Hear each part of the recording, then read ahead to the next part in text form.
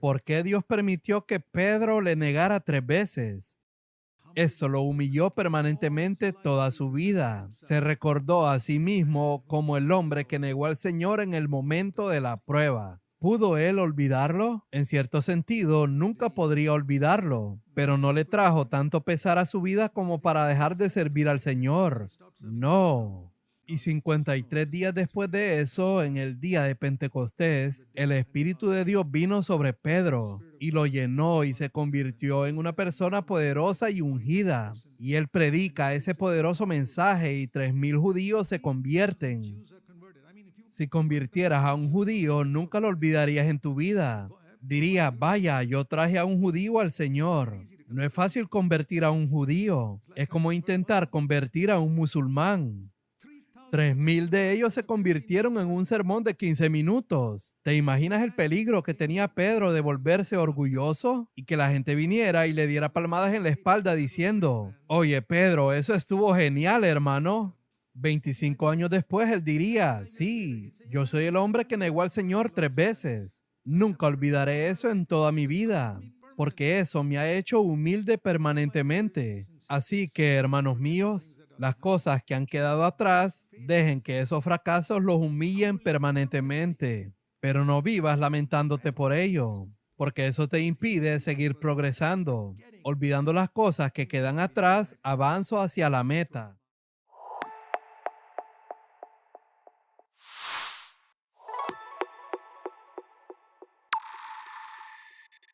Prosigo hacia la meta.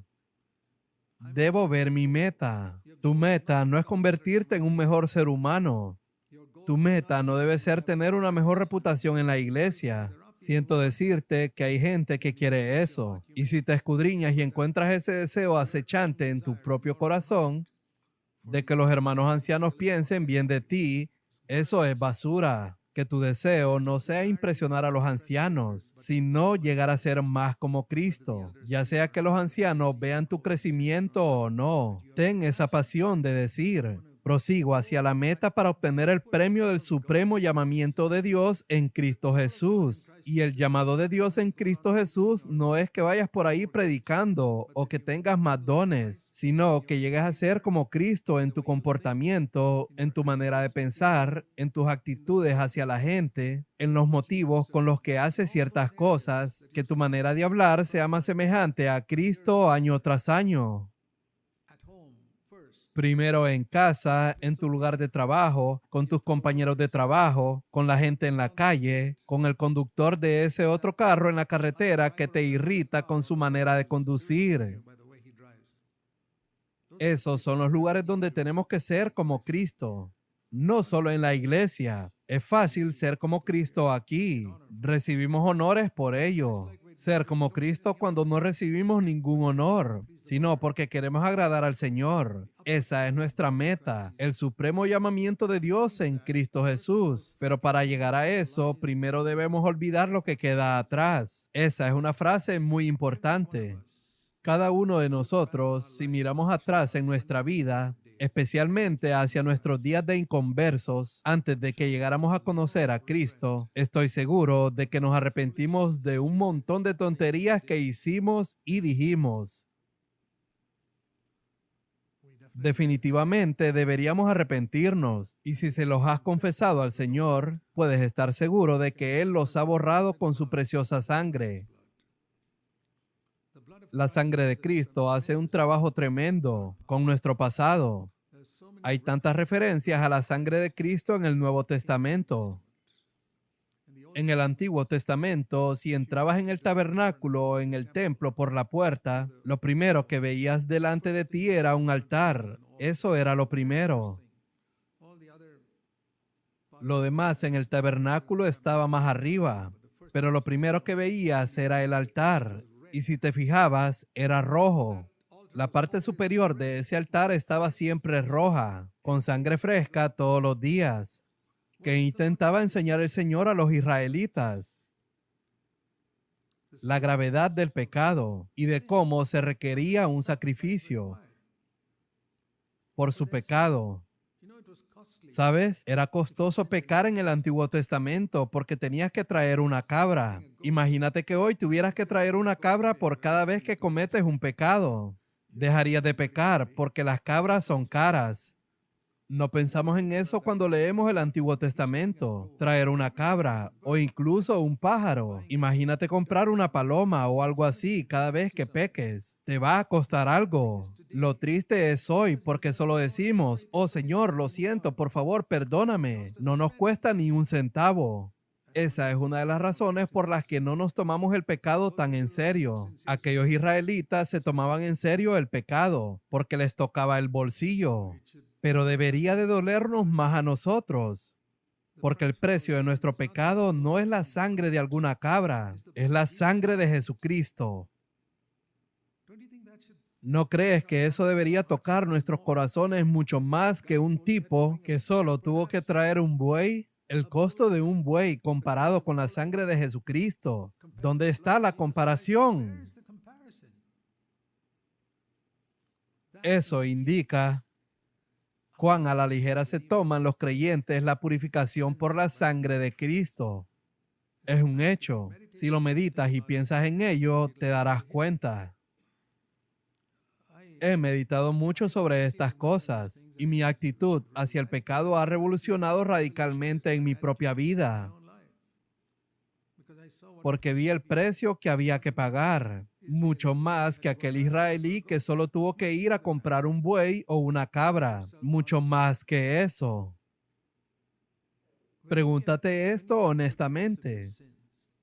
Cuando obtienes el perdón de tus pecados a través de la sangre de Cristo, eso te hace valorar y decir, esto es más serio que ese israelí que gastó unos cientos de dólares para comprar un buey y librarse de su pecado. Es una buena pregunta que debemos hacernos. ¿O trato la sangre de Cristo como si fuera de menor valor que la sangre de bueyes y cabras? Lamento decir que algunos cristianos lo hacen, y quizás tú también. Piensa en eso. Siéntate cuando estés solo y pregúntate, si tuviera que ir a comprar una cabra porque tengo que confesar mi pecado, ¿la próxima vez me tomaré más en serio ese pecado? Cuando vaya a pedirle a Jesús que me limpie con su sangre, ¿cuál es la comparación? ¿Debería de tomármelo más en serio? ¿Hago eso? ¿O me lo tomo a la ligera diciendo, oh Señor, lo siento, Jesús, perdóname, gracias por tu sangre, adiós? Lamento decir que esa es la forma en que muchas personas tratan su pecado.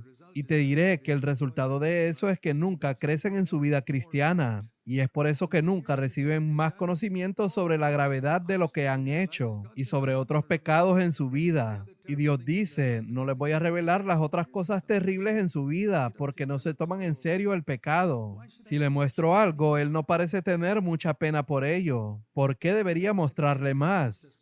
Te contaré mi honesto testimonio. Dios es mi testigo cuando digo esto. Tengo una tremenda pasión por descubrir todas las áreas que desconozco de mi vida en las que no soy semejante a Cristo.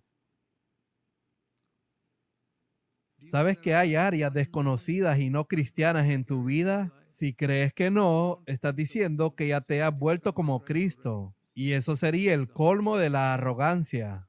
Cuando dices, todavía no soy como Cristo, estás reconociendo que hay áreas en tu vida donde no eres como Cristo. Pero ¿por qué no haces nada al respecto? Porque aún no has visto esas áreas. ¿Cómo puedes hacer algo al respecto si no sabes de las áreas en las que no eres semejante a Cristo? Debes tener una pasión. Y te diré que así es como Dios me ha mostrado tantas cosas a través de los años. Y me imagino esto como la tierra de Canaán, donde los gigantes son una imagen de todas las cosas que no son semejantes a Cristo en nuestra vida. Y el Señor le dijo a los israelitas, de Dan en el norte hasta Berseba en el sur, toda esta tierra debe ser vuestra.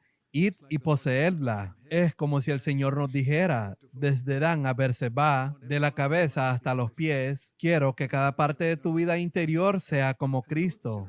Y los hijos de Israel, al menos en tiempos de Josué, se lo tomaban muy en serio. Cuando mataban a un montón de gigantes, ellos ocupaban ese territorio. Este es el asunto. Si matabas a muchos gigantes, ese territorio pasaba a ser tuyo. Es como si vencieras el pecado en alguna área. Y eso puede ser menos del 0.1%, pero te vuelves semejante a Cristo en esa área. Y lo que sucede es que si matas a los gigantes en una área, el Señor te muestra otra área para que la poseas. Y así fue como poco a poco llegaron a poseer toda la tierra. Y quiero que veas este versículo en el libro de Josué, en el contexto de lo que acabo de decirte. El Señor dijo estas palabras a Josué en un momento. Cuando Josué estaba envejeciendo, el Señor le dijo en Josué capítulo 13. El Señor le dijo a Josué que aún quedaba mucha tierra por poseer y ya habían poseído tanto. Pero el Señor dijo que todavía quedaba mucha tierra por poseer. Les dijo a los israelitas que había mucha tierra por poseer. Dice en Josué capítulo 13, versículo 1, cuando Josué ya era viejo, el Señor le dijo, tú ya eres anciano y todavía queda mucha tierra por conquistar. Yo deseo que todos ustedes escuchen esa palabra hoy. Josué era un verdadero siervo de Dios, el mejor de la nación de Israel en aquellos días. Y tú puedes ser el mejor creyente sentado aquí esta mañana. ¿Y sabes cuál es la palabra del Señor para ti?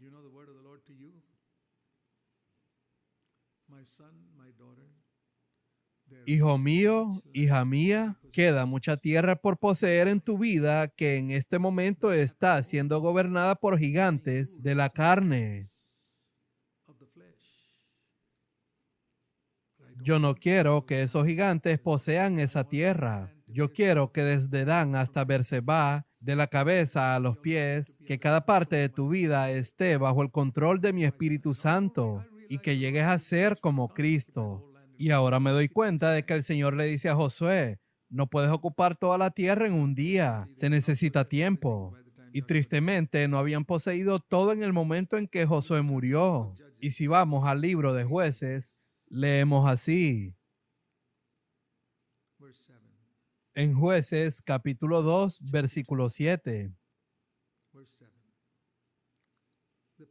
El pueblo sirvió al Señor todos los días de Josué y todos los días de los ancianos que sobrevivieron a Josué, los cuales habían sido testigos de la gran obra que el Señor había hecho por Israel.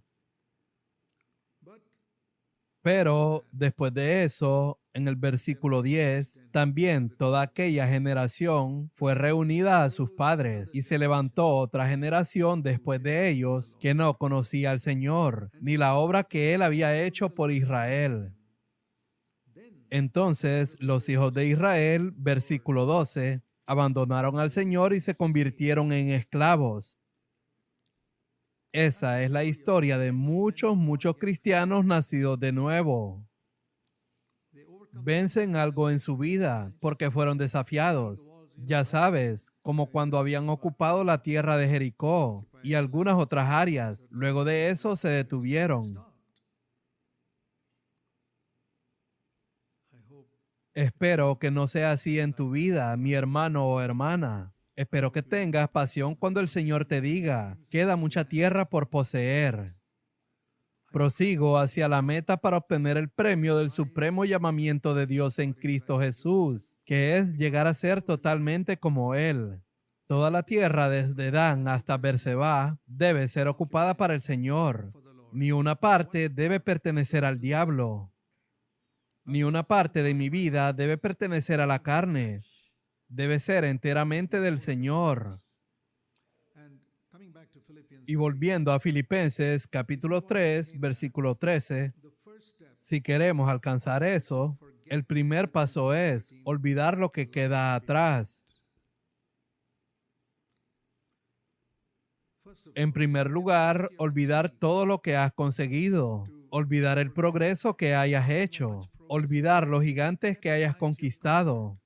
Si sigues sentado, felicitándote y dándote palmaditas en la espalda por los gigantes que ya has conquistado en tu vida, o dices, este mal hábito se ha ido de mi vida, está bien si ese hábito se ha ido, pero esa satisfacción puede impedirte avanzar. Olvida lo que queda atrás, olvídalo. Deja de felicitarte por todos los gigantes que has matado. Deja de felicitarte por los pecados que has vencido. Eso es lo que significa olvidar. Si sigues felicitándote y dándote palmaditas en la espalda diciendo, he vencido esto, dejé de fumar, dejé de beber y dejé este mal hábito, déjame decirte que tienes que olvidar tu nivel de progreso. Olvídalo y sigue adelante. Pero en esta área del olvido, hay una razón por la que necesitamos olvidar. No solo porque nos volvemos orgullosos de las áreas que hemos conquistado, sino también porque podemos arrepentirnos mucho por los fracasos que hemos cometido en nuestra vida. Y ese arrepentimiento por los fracasos del pasado puede obstaculizarte tanto como el orgullo por los éxitos del pasado. Recuérdalo. No deberíamos vivir lamentándonos por lo que hicimos en el pasado y por lo que desearíamos no haber hecho. No vivas lamentando nada del pasado, dejando de lado las cosas espirituales. Por ejemplo, a veces puedes arrepentirte de decisiones que tomaste, que te hicieron perder mucho dinero. El dinero es algo muy importante en este mundo. Y quizás tomaste alguna decisión que te hizo perder mucho dinero o alguna oportunidad de trabajo a la que renunciaste, que hoy te habría hecho millonario y estás luchando con eso. ¿Te arrepientes de eso? Di, Señor, tú lo has permitido. Tal vez si lo hubiera conseguido, me habría alejado de ti. Tal vez ese $1,000,000 me hubiera alejado de ti. Gracias, Dios, que no me dejaste conseguirlo. No te lamentes por el dinero perdido, por tu necedad o por tus decisiones equivocadas. Hay muchas cosas como esta. Miramos atrás y decimos, vaya, si no hubiera hecho eso en ese momento, llegué al desvío del camino y tomé el camino equivocado. Por eso estoy hoy aquí. Podría haber estado allí. Algunos de mis amigos están ahí y yo estaba con ellos, pero ahora estoy aquí luchando. Pero tus amigos no están siguiendo al Señor. Tú sí, gracias a Dios. Así que recuerda que Dios permite que el fracaso te humille, pero no debes vivir lamentándote por ello, olvidando las cosas que quedan atrás. Un día, cuando estemos ante el Señor, verás que Dios te permitió tomar la decisión equivocada. Pienso en incidentes de mi vida en los que Dios me permitió tomar una decisión equivocada o en algo que me hizo sufrir algún tipo de pérdida terrenal, no espiritual, y digo, gracias, Señor. Nunca derramaré lágrimas por una pérdida terrenal, nunca. No me sentaré a llorar ni me sentiré apenado por ninguna pérdida terrenal. Señor, quiero sentir pena solo por la pérdida espiritual que he sufrido en mi vida. Toma esa decisión hoy. Dios te bendiga.